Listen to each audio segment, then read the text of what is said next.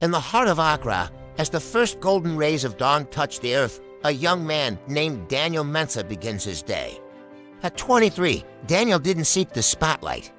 He was a cleaner, finding purpose in every sweep of the broom across the church floors. When his work was done, he wouldn't leave.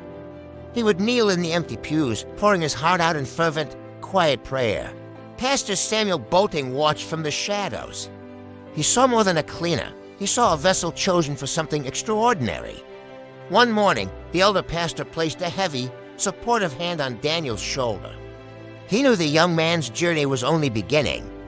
Soon, Daniel's gift could no longer be contained. His words, filled with raw faith, began to draw crowds that filled every seat. The people were captivated. They saw a man who had walked in their shoes, speaking a truth that resonated deep within their souls. But with great light comes great shadow. Pastor Richard Ausu watched the rising star with a heart poisoned by growing envy. In the privacy of a locked office, Richard and his conspirators whispered. They couldn't compete with Daniel's faith, so they plotted his downfall. They planted the seeds of betrayal. Large sums of church money were placed where they shouldn't be, creating a trail of false evidence. Abina Surwa, caught in a web of lies and pressure, was forced to play her part. Her face told a story of deep conflict. The trap was sprung. In a courtroom filled with hushed whispers, Daniel stood accused of the very greed he had preached against. Abina pointed the finger, her voice trembling. The final blow was struck, and the world Daniel had built came crashing down. The judge's gavel echoed through the room like a death knell.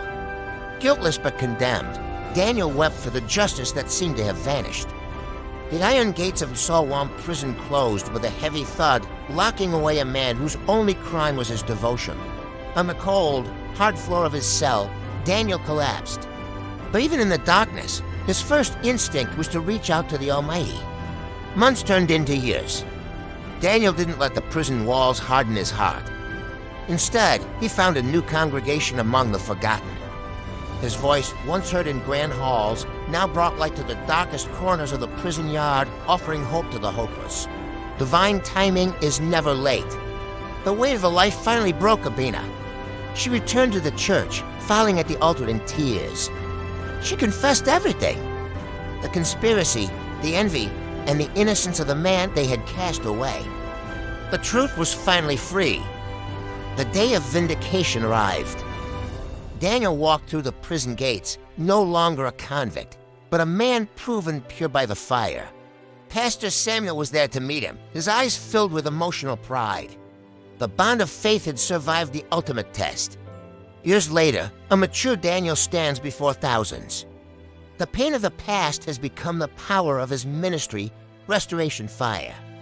He looks up with a smile that says it all. No matter how deep the betrayal, God's light cannot and will not be stopped.